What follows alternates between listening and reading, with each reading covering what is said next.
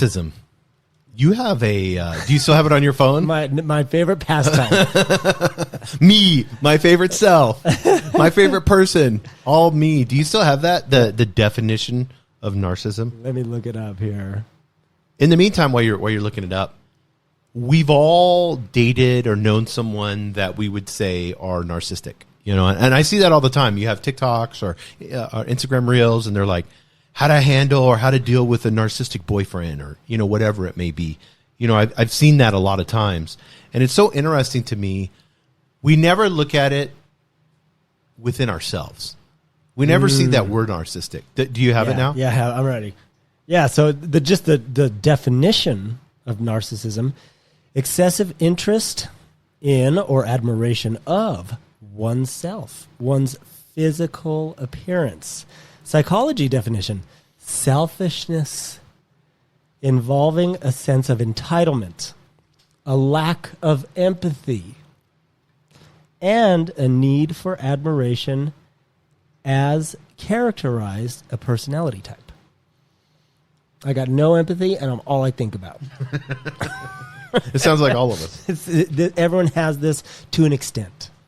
So when you look at an addict and you have an addiction and you have narcissism, these are the material talks about, they're two complex conditions. Yes. And they have this huge interconnection.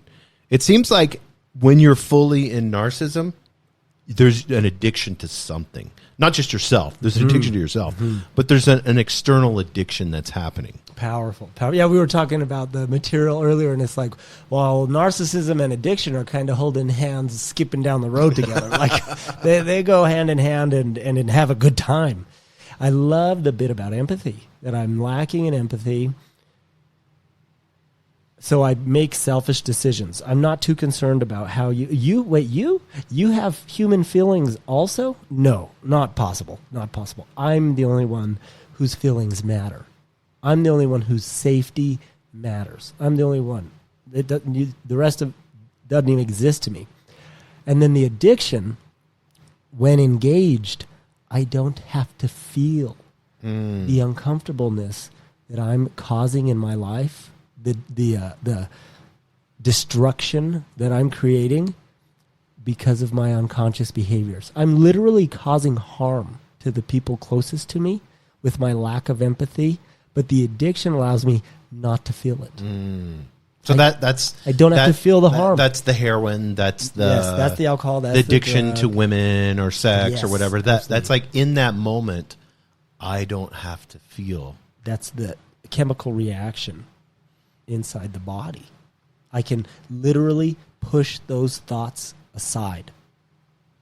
Your feelings and your safety and your inner peace, your serenity mean nothing to me. Yeah, no, I was listening to a sex addict. This was really interesting. And they were talking about, it was a male, and he was talking about just his whole philosophy in orgasm. Like, I'm going to get mine. This is what an orgasm means, that I have a good feeling, like this great, amazing feeling. And he's like, the whole thing around it was, I don't care who I'm with as long as they're pretty, but I just need to orgasm. Instead of looking at sex as like, these are two people with a meaningful relationship that truly love each other, and we're going to give our bodies to each other, and it's mutual, unconditional love, and letting our spirit and our soul combined in this moment of gratification, and then enjoying each other's presence. Instead, it's this... You know what I mean? Okay, good. I got mine. I'm good. I hope. Did you get? Was it good for you? It was good for me. I need you to tell me it was awesome. It was the best sex you ever had. Because I'm narcissistic. Yeah, because I'm narcissistic. Even though I just gave you horrible sex, but I need you to be. Oh, baby, it was the best. You know? Yeah, I'm the best. That is so funny. But do you see the difference? Yes, absolutely. In the way that we're approaching. Yeah. I use an orgasm with the sex addiction, but any type of response that we have with a human, a thing, whatever it may be, it's like, this thing is here to serve me. Very good. Yes, very good. That's my selfishness. That's my narcissism. Very easy to get lost in that, especially in sex. Very easy to get lost in that with a substance, because it works so quickly. I feel something different so quickly. And again, lack of empathy. I'm not concerned with how you feel. If I'm in the shoes of inner being and I can come from vertical dimension, then there's a spiritual connection that I'm sharing with another human being, whether it be in an interaction or whether it be a physical relationship with my partner. You know, that's a spiritual thing to offer my presence to somebody, especially in a vulnerable way. Yes, in a vulnerable connection. I'm going to show you who I am. You're going to show me who you are, and we're going to come together in this spiritual connection in moment together. It's, you know, one energy form connected to God is more powerful than a million who are not. Yeah, oh. So now, two energy forms connected to Source is it's a very powerful connection. One of the greatest tools that has ever been presented to me that I like to use for practice, you know, especially in relationship and in connection with someone else, is God help me offer my presence. God help me offer my presence. Yeah, again, you've taught me that one. I use that one all the time. The prayer is the same. It helped me so much in a physical relationship with another human being. Or be with present your work, with this person. Yes, just being present. So powerful with work. Anyone I'm interacting with, it doesn't have to be a sexual manner. Right. Because then I'm sharing the part of me that can actually focus, that can actually give attention, that can actually recognize someone else, their emotions, their state of being, instead of the narcissism. I'm in my selfishness and my ego when I don't care about you, and I don't care about your emotions, and I don't care about your experience. I'm making decisions based on self. Yeah, and I always look at it, if I'm showing unconditional love to somebody else, the best way that I can do that is to be super present in my higher self. Yes. Then I'm giving the best gift that I can give somebody. Absolutely. And so whenever I'm in ego, and I always catch this because when you're in a relationship, you have to really watch this. It's like, no. Why am I being critical or judgmental right now? Well, that's ego. I'm not giving my best. I'm not showing unconditional love. I'm not giving my best self to this person right now. So what I need to do is be present. And, you know, I'll say, help me. I'll say, God, help me offer my presence. Help me offer unconditional love right now. You know, relieve me of this craziness. Because that's what it is, insanity. This narcissistic thoughts of where I need this person right now. They're talking. I'm not paying attention to shit that they're saying because all I'm doing is just thinking about, you know, how I can manipulate the conversation to get what I want. Yes. So spot on. But majority of people do that all the time unconsciously. And now bringing a conscious effort to my interaction with others, that's it. That's what spiritual practice is. I want to be present in the moment, present enough to catch these crazy thoughts, to catch my selfish behavior. And then there's a progression to our spirituality. There's a progression to our practice. Can I catch it before I act on it? I had the thought, but I didn't say a word. Sometimes the best action is no action. Just keep my freaking mouth shut. 100%. I have a friend of mine. I like to use examples. I changed his name. So we're going to say his name is John. But he's high-ranking executive, multinational corporation. He has tons and tons of charm and charisma. So narcissists can layer this really, really good. And this person, John, I've talked to him a lot, and he admits this. So he understood it. He kind of figured out through self-awareness practices. And so he knew that those that he worked under, you know, the people that, I mean, he had hundreds of employees, and then colleagues, people that were you would consider kind of equal with him. They always felt disregarded. And he had a couple of them have the courage enough to tell him that. That's when he began to kind of realize that he had a problem. And John, not only would he disregard people, that's that lack of empathy. Yes. Not only would he disregard people, but he constantly needed admiration and validation. So here I am, a leader, and I need the people that I'm supposed to be serving. I'm using my position as a leader, as a father, as a husband, as a wife, whatever, as a partner, whatever it may be. I'm using that sacred position because it's a sacred position of responsibility that you've been given, and the universe has given that to you. And that's a big responsibility. It's hard to be a great father. Hard to be a good leader. Yeah, it's hard to be a good leader. And instead, I'm going to pervert that, flip it on its side, and use that position for those that I'm serving. I'm going to look at them being lower than me, and I'm going to use them to give me admiration and validation. Yeah. It's so perverted if you really think of it that way. Yeah. Backwards. My brain, it's a very paradoxical perspective to say, well, I'm the leader of X amount of people. That means I get to serve Yes. that many people. Yes. How many people can I be of service today? It's like a spiritual twist. It's like I have to twist my perspective. Instead of the narcissistic, these many people need to behave the way I need them to behave so that I feel okay and admired, and then I have self-worth. And then it was a good day. So that spiritual perspective twist is, look at how many opportunities I have to be of service today. A nice spiritual tool for us, a practice to start heading in this direction. None of this is going to switch overnight. It's not going to be like the next day I'm somebody different. Like I'm still wake up selfish Dwayne every single morning. So every single day I have opportunities to practice. But one of the nice tools to start stepping into that practice is in the morning. God, make me of use today. God, help me be useful today. God, put me where you want me to be today. God, help me help somebody else today. Yeah, my new prayer has been, help me to practice and show kindness. Very good. Because in that lack of empathy is a cruelty there. That's spot on. You know what I mean? That's spot on. Yeah. And I use the word cruelty because I like that word. Yeah. Because that's what it is. It's exactly right. You're disregarding another higher self. That's cruelty. And it's and this is interesting. John, he always was known to manipulate situations to ensure he was always in the spotlight.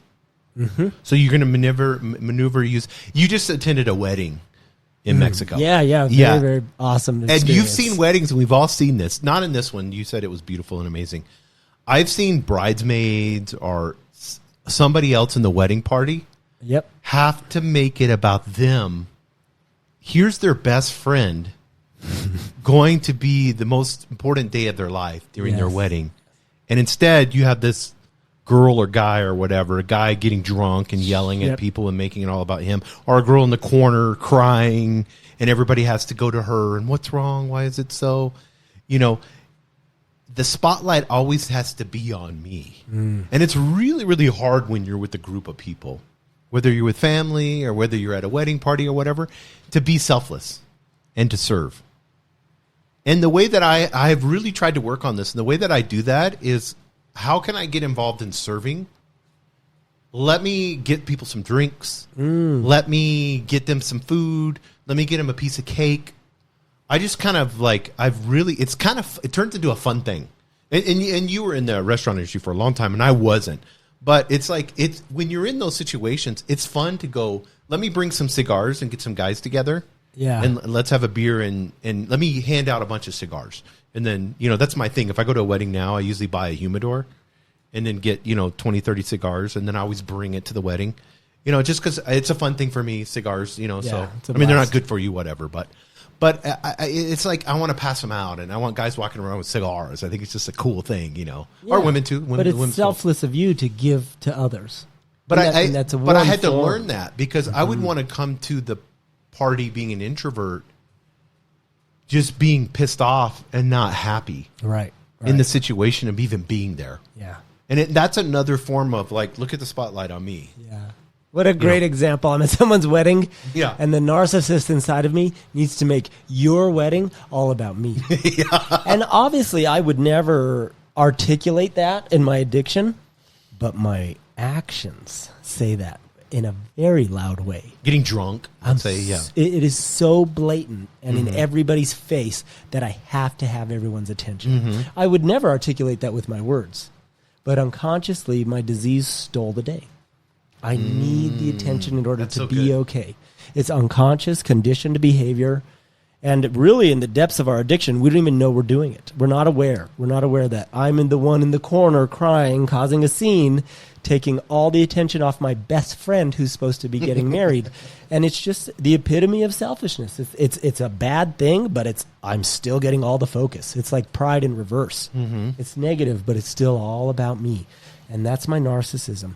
That's my addiction. When they're skipping down the road together, holding hands, man, I just get I'm in the spotlight. I always picture Jesus talked about the blind leading the blind. Yes, you're going to hit a ditch. If you're skipping and both of you are blind, you're going into the ditch. You're going down. And it's a nice question to pose if anyone is experiencing or this is resonating with anyone. I'm a narcissist. I have a lack of empathy.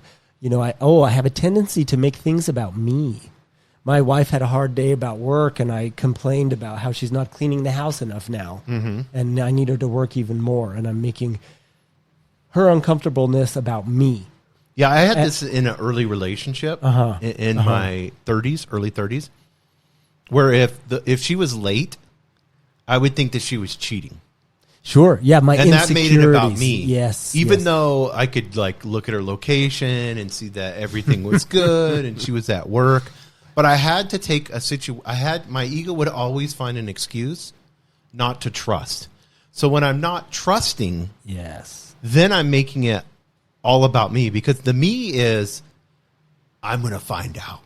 I'm going to show her she's doing something wrong. This is a valid. This is again. It had nothing to do with the relationship. I used the relationship as an excuse. It was, you're wronging me. Right. You're not acting like the way that you should.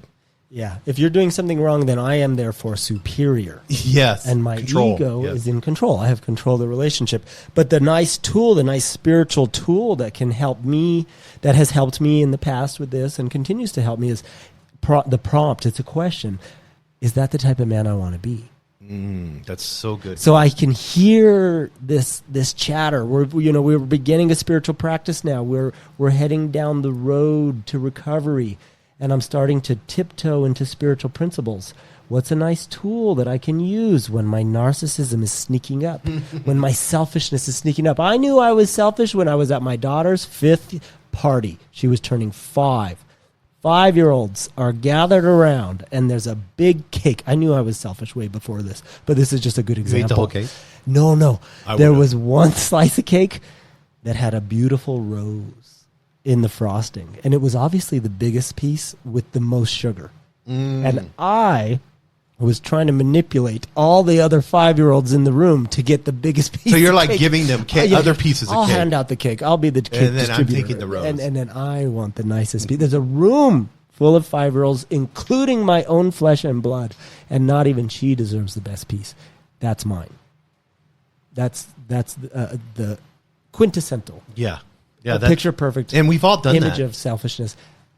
This is for them. This is their party. Celebrate them, and I still want to make it about me. I did that the other day with an avocado with my girlfriend. Yeah. I cut it smaller. You and I love to talk about avocados. 50 cents, bro. 50 cents drive me nuts. But I have 2 bags of them from Costco in the fridge. But I had to cut this one just a slight bit smaller. So I looked at the little circle thing, and I pulled that out, and I was like, how much space?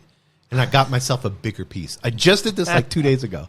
She didn't notice. It's my ego. It's my selfishness. It's unconscious. The nice prompt is that the type of man I want to be? Do I want to be the type of man that doesn't share with his daughter? I don't want to be that type of man.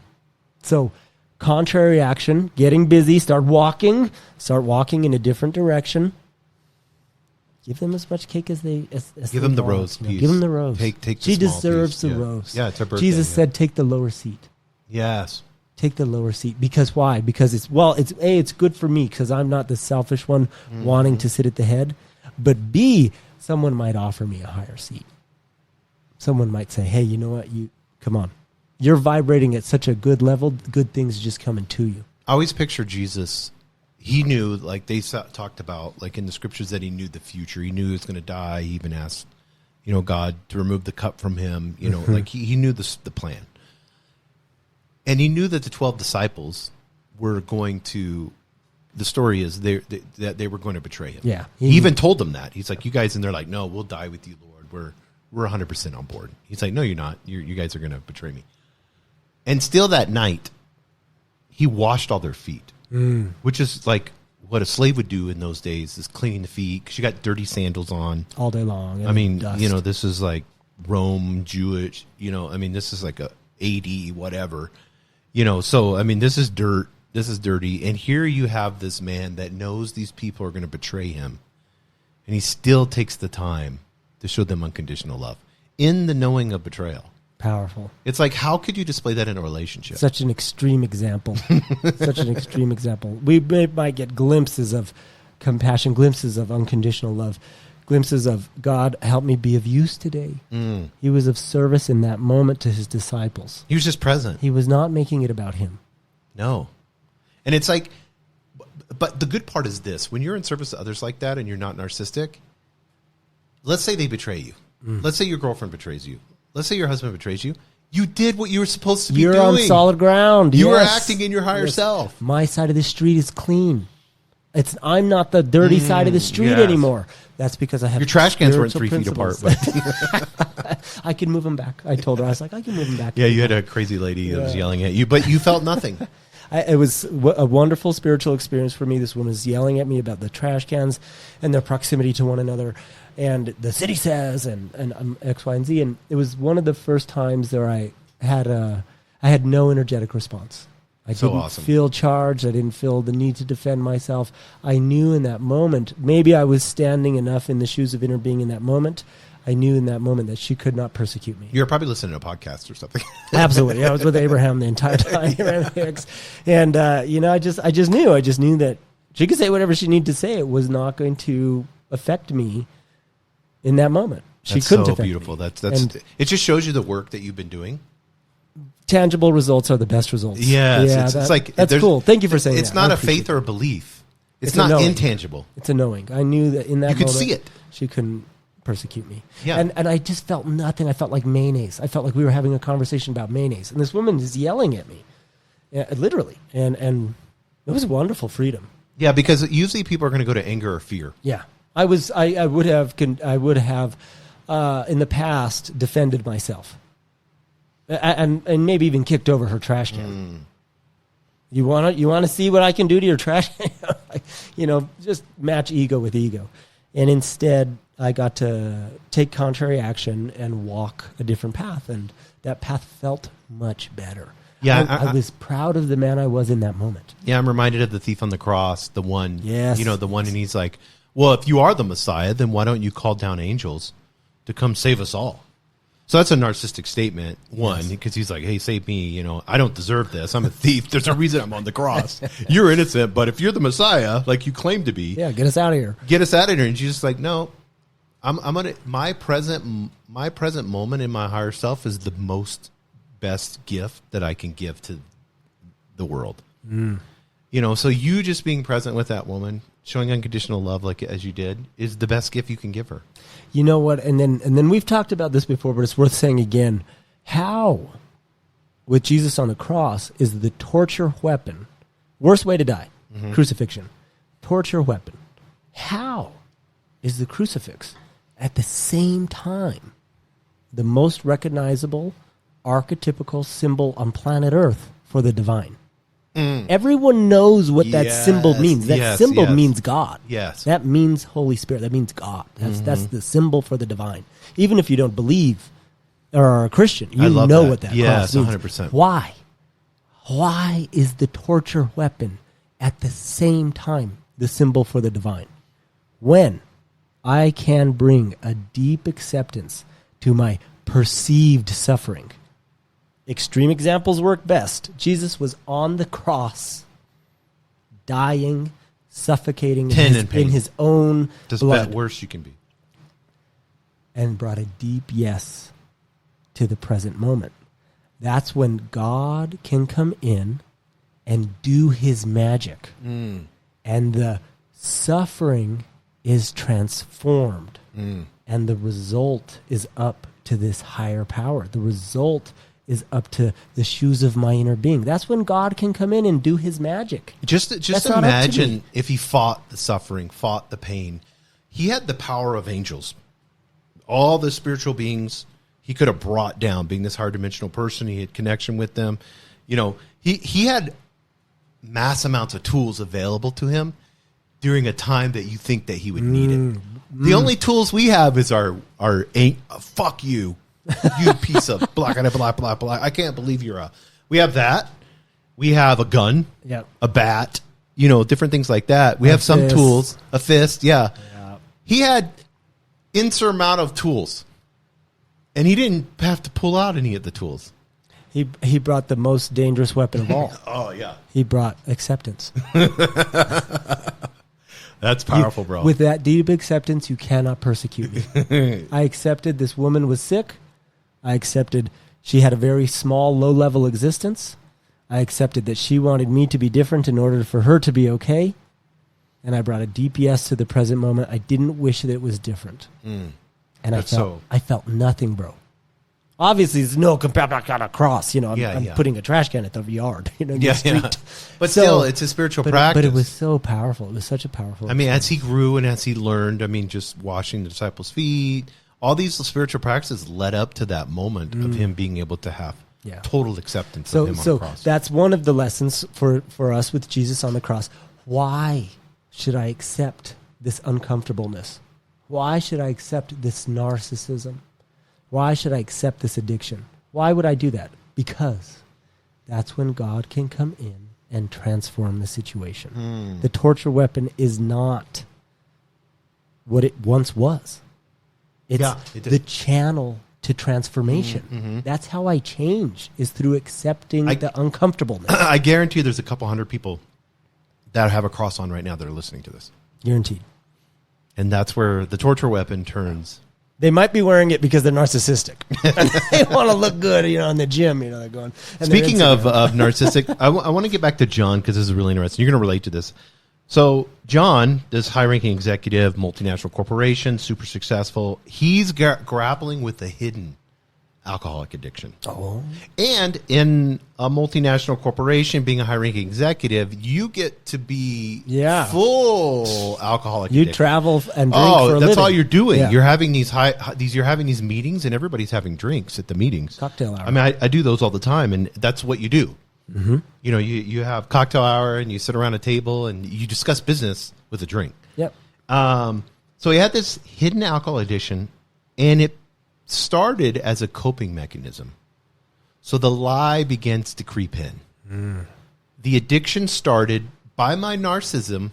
So you have to understand the ego, the narcissistic person, is cutting lies with themselves constantly because you're lying to yourself because you're not in your higher self. So correct. And I don't allow the empathy to see the truth.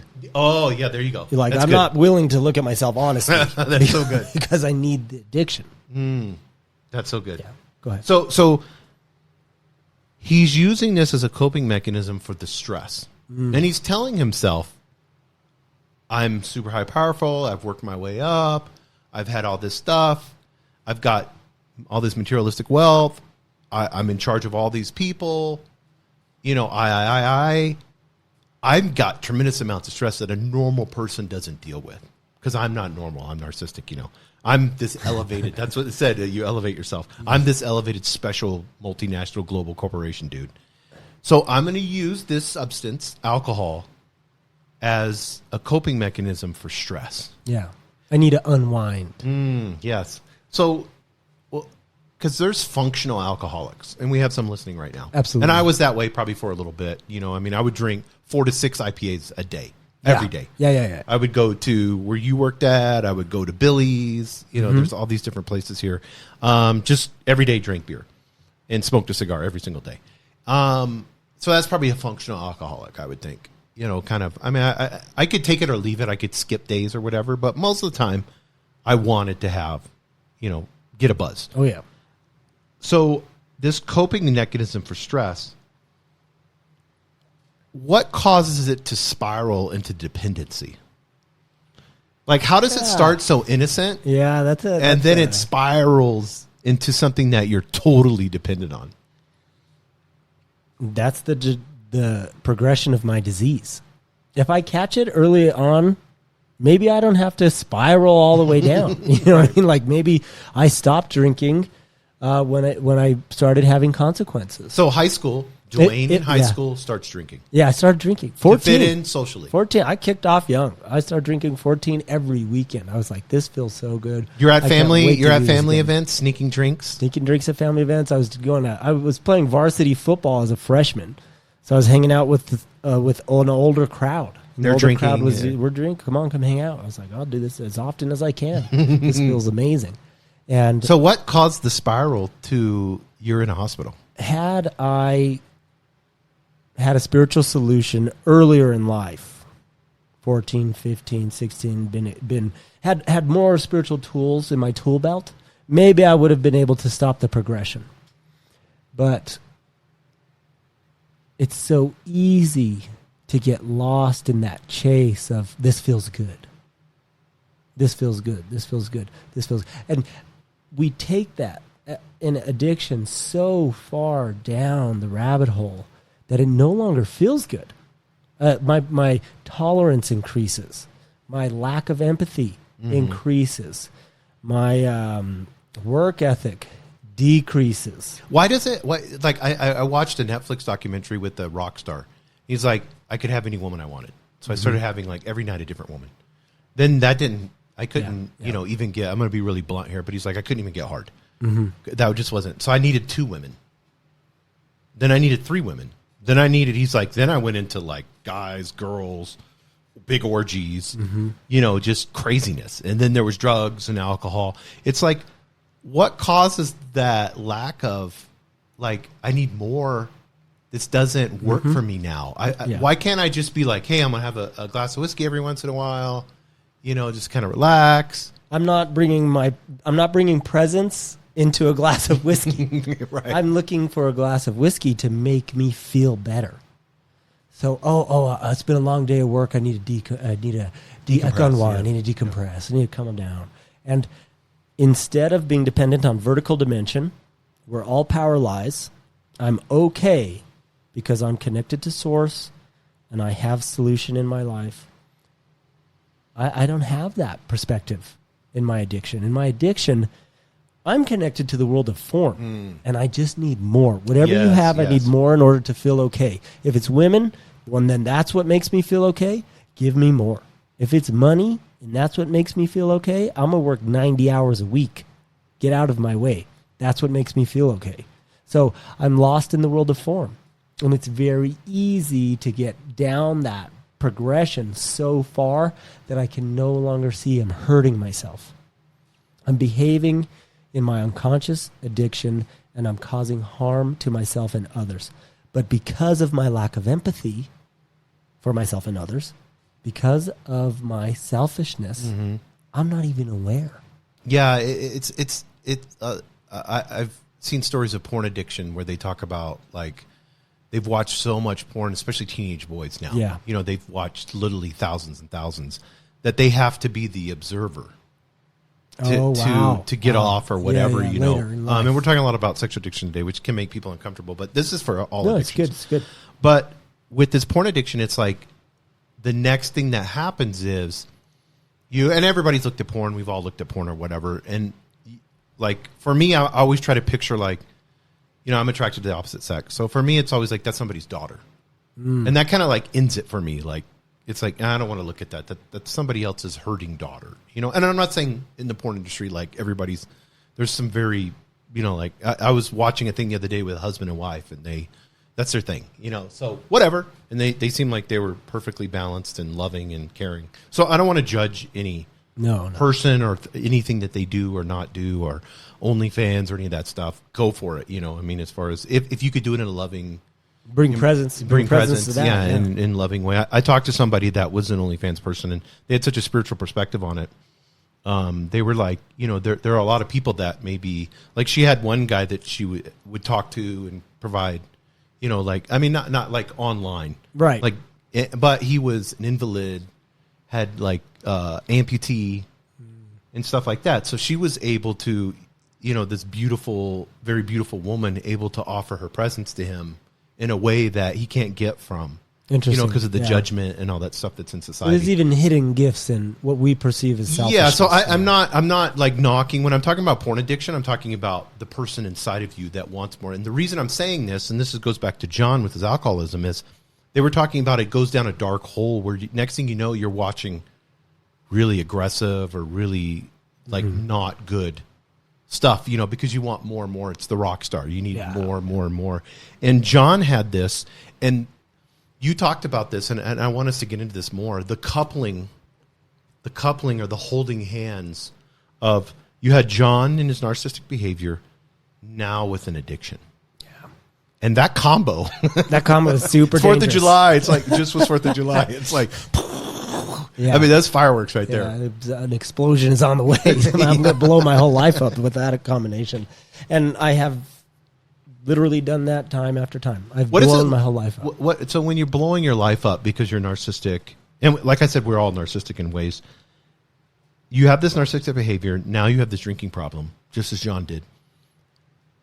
What happens in relationships? Didn't you have a relationship blow up? Yeah, multiple.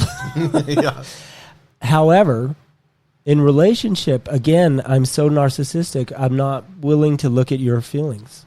I'm not willing to consider your feelings or that they even matter. In really in depths of alcoholism or any type of other addiction, you don't even have them. Like, in my perspective, I'm the only person that matters. I'm the only person that has emotions. I'm the only person the feelings I'm thinking about. I'm just worried about my feelings. I'm not worried about your feelings. Or, it gives me an excuse for my poor behavior. So when they're engaged together and my narcissism is activated with my addiction, it gives me an excuse. It's like, yeah, of course I'm going to drink. I'm an alcoholic. It's an excuse to continue the poor behavior.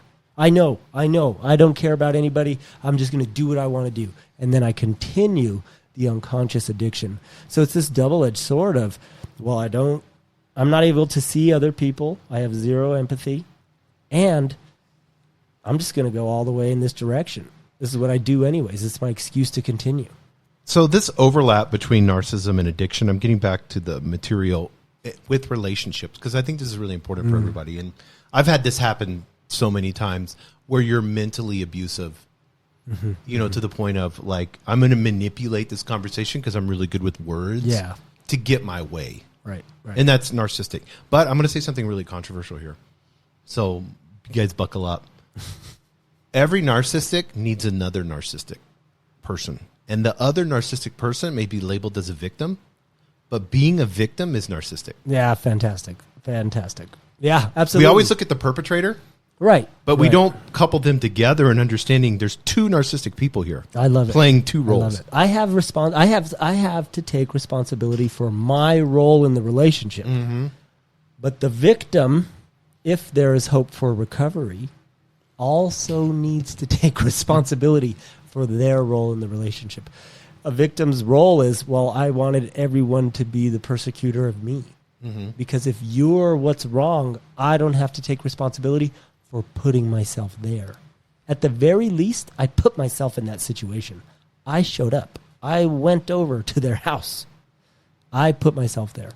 Take some responsibility. If I start to take responsibility, I can simultaneously start to take my power back. I'm a more empowered individual when I have responsibility. I lose all power when I make it your fault. And if it's your responsibility to change, and then I'll be better. Yeah, I can remember when I was going through a divorce. It was all like, why are you doing this to me? And I wish I could wish you could replay stuff. It's like people can fall in and out of love. It's a thing.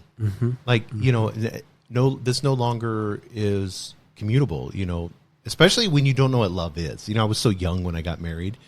I was married for 18 years. Yeah. And so, but I was so young and had this narcissistic tendency that let all of these little things lead up to the point to where, my wife at the time found somebody else, and so then that fed my ego and narcissism even more to the point of like, you betrayed me. Yes. you did this. You were, but I never would be honest with myself, because when I'm a victim, Yes.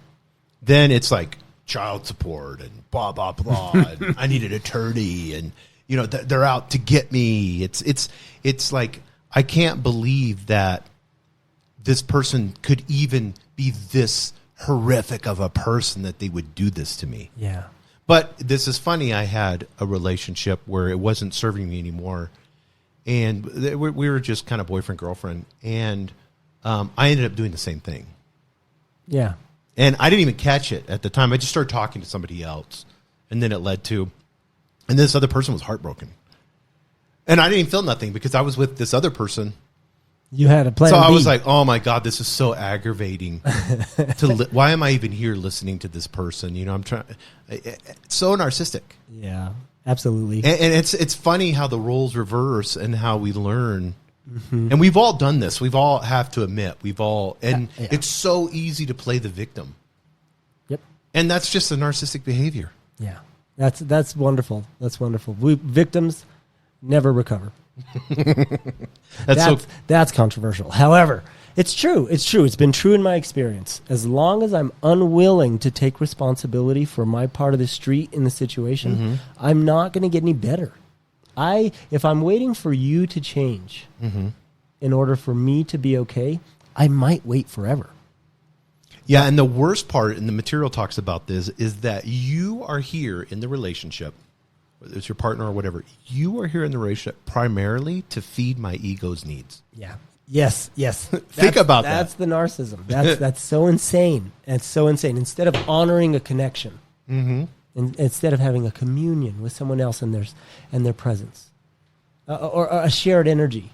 You know, I'm very powerful. I'm a powerful creator. 2 people vibrating, super powerful. You know what I mean? Well, not even understanding. I mean, how many deep conversations? Luckily, you and I have grown to the point where we're really working on that in our relationships. And, yes. And so I ask the questions, you know, like, what are, and Rob Dyrdek, the skater dude mm-hmm. that's a billionaire now, him and his wife have a weekly check-in, and they do 1 to 10.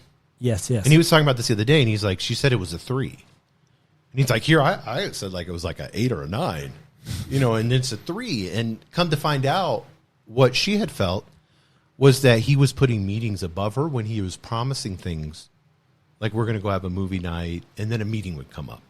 Yeah. You know, we're going to go do this, and then I'm buying a new Ferrari, and it just came in, and I want to go see it. So we're not canceling on her. Yeah, I'm canceling on her instead of bringing her with me. I mean, there's still lots of ways you could do it to where she would feel loved, and you can still get amazing. That's awesome. Yeah, buy your so Ferrari. cool. But when you look at someone to maintain their ego's needs, and you're not considering the feelings and needs of others, the question I have, especially with addiction, is when I go to somebody and I ask them, maybe it's a wife and I'm an alcoholic, and I say I need $100, and I know I'm going to take the $100 and go buy alcohol, and she doesn't want to give it to me, but I berate her and I'm abusive to her mentally to the point to where she gives me the $100. What causes that? Like, how am I so dishonest all the way around that I'm going to take the person that I love, supposedly love, which you don't, but I'm going to take the person I supposedly love and then steal from them. It's basically stealing. And then tell them I'm not going to use it for alcohol, and then go run and buy alcohol right off the bat and get drunk.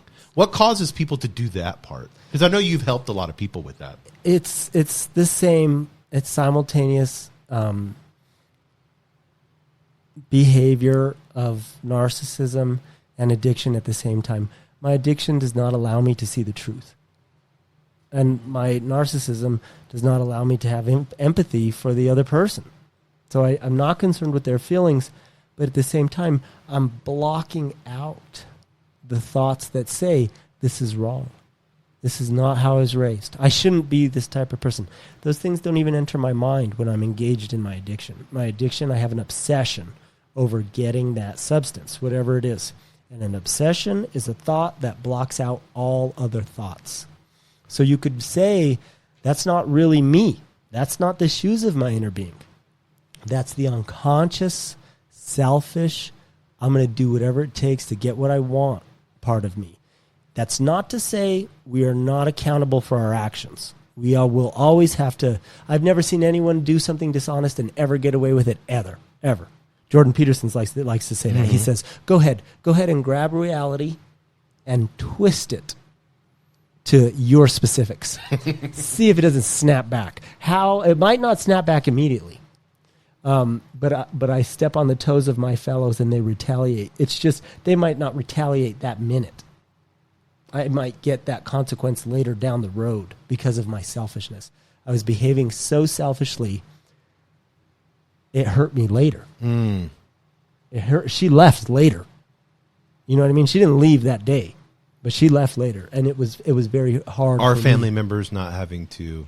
Yeah, I had an employee that died a couple, 2 years ago, and they were alcoholic, and they died on a bench here in Albuquerque. Wow. Went from being a great employee, doing good, got into alcoholism, was so abusive to family just for the sake of sanity, had to be like, you're not allowed in our homes That's anymore. A great boundary for family. And then they became homeless, and then I get a call from one of my friends like, hey, so-and-so, they found him, dead on a bench in a park. Yeah. It's crazy. And that's where it goes. But when we look at, and I love the analogy you're talking about, like walking hands in hands, is like the crazies, two crazy people. So here's narcissism, here's addiction. They're holding hands, walking down like this country road. Yes. Just crazy.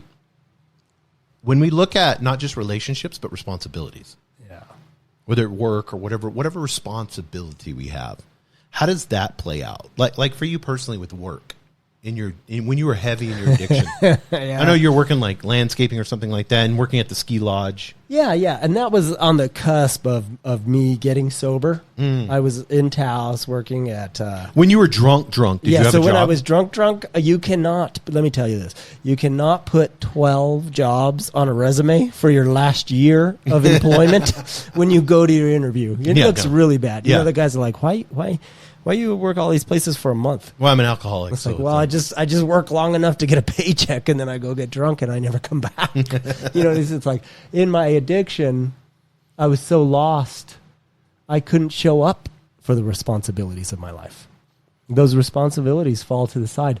It is such a uncomfortable way of existence. It was so far from the shoes of inner being. That existence is horrible. I wouldn't wish that existence on anyone. So you have no relationships. No relationships. You're not accountable.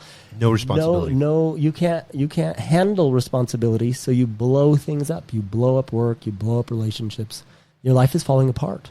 What do you think from a spiritual sense? This is a tough question, but what do you think from a spiritual sense responsibility means to you now? Like to your family, to your loved ones, to those that to your clients, to your tenants. Yeah. I mean, because you're successful now. Yeah. What does responsibility look like to Responsibility to me now looks like purpose in life. Boom. Straightforward answer. When I shoulder responsibility, I simultaneously have purpose in my life. I have a reason to get up and go to work. I have a reason to be the best person I can be for myself. When I'm the best person I can be for myself, practicing spiritual principles, having a principle-based direction, I improve who Dwayne is. Simultaneously, I improve my family. My family, the people I'm around, the dinner table gets better because they get to see the vibration I'm in. And God willing, if they can, raise their vibration to meet me. Mm-hmm. Simultaneously, where do I and my family go? Well, we go into the community. And so not only is it good for me, not only is it good for my family, it's also good for the community.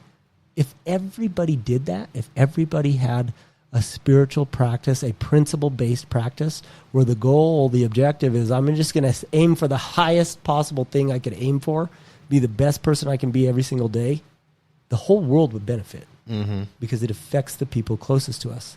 And then the people closest to us affect the communities we're in. Yes. So it's a purpose, bro. Right. Shouldering responsibility gives me purpose. It's a moral obligation. Not only is it good for me, it's good for my family. Not only is it good for my family, it's good for our community. What do you think about the person that's sitting here listening to this, and they're an addict, and they're recognizing they have narcissistic tendencies? I'm a narcissist. You also, I'm going to take responsibility. I'm going to have a good relationship. I'm going to do this. Yes, very good. You're going to fall on your face also. Well, life is a journey. We came here to be powerful creators. We didn't come here to be weak victims. That is not why I manifested in human form. I want to be a powerful creator. So I want to create a beautiful life, a life worth living. But that doesn't happen overnight. And that especially doesn't happen overnight if I've been destroying things around me. So there's a slow period of reconstruction ahead. We have to rebuild our lives piece by piece. And, a narcissist lacks empathy. Great spiritual tool to start heading in that direction. Don't pray this too hard because you might get it. Just pray it a little bit. God, help me have some empathy for myself. God, help me be kind. God, help me be kind to myself and others. God, help me be kind to myself and others. What does being kind to myself look like? Does it look like pouring a fifth down my throat and then hurting for the next 2 days? That's not very kind. My friends knew I was real sick when I came out of the bathroom drinking Listerine. They're like, what the fuck are you doing? I was like, this is 21% alcohol. What are you doing? And my body hated me. I was so sick. I did that multiple times just because I needed to get drunk. And, that was the depths of my addiction. That was one of the low points for me. And it was the opposite of being kind to myself. So how do we head in the other direction? God, help me be kind. How do I get in connection with the appropriate power that can make that kind of shift in my life? Start talking to it.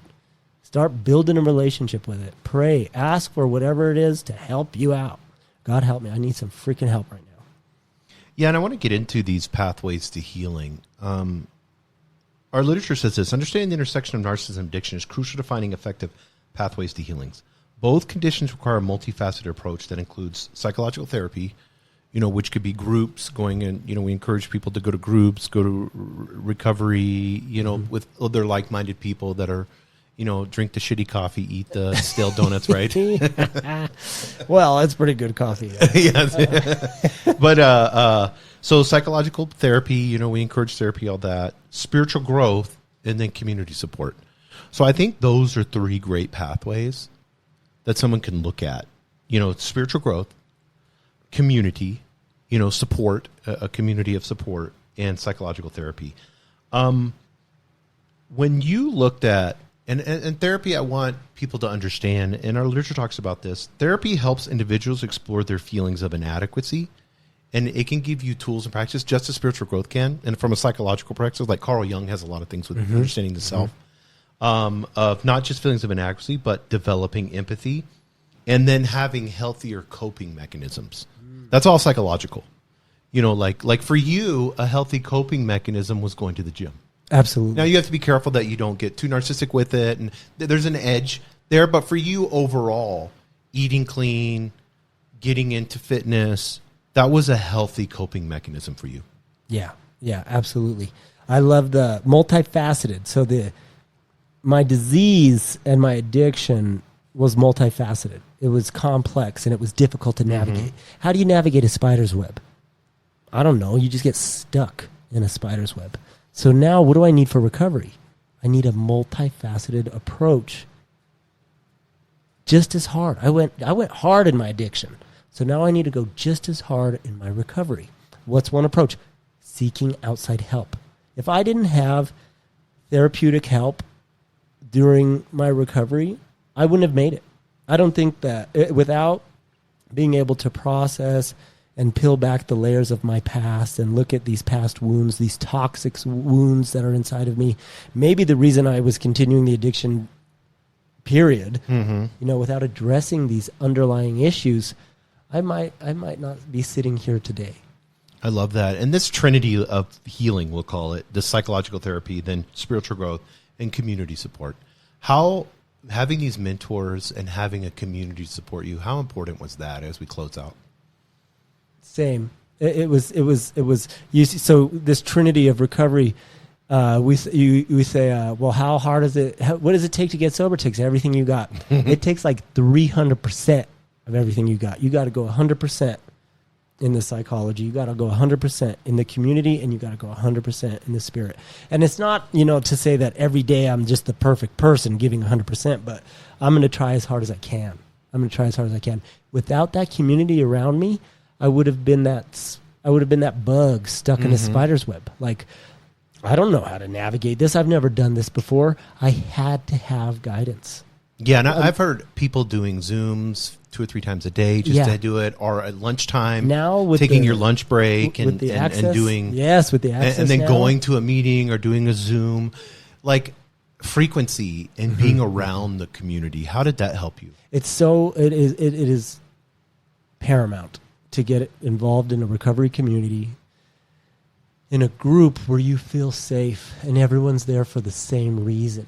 Everyone's there on a level playing field. We're all here for the same reason. That reason gives us strength. Together, we're stronger than I am alone. Do you think that community allowed a safe place for you to be vulnerable? Absolutely. It was the first time in 8 years that I felt safe enough to be vulnerable.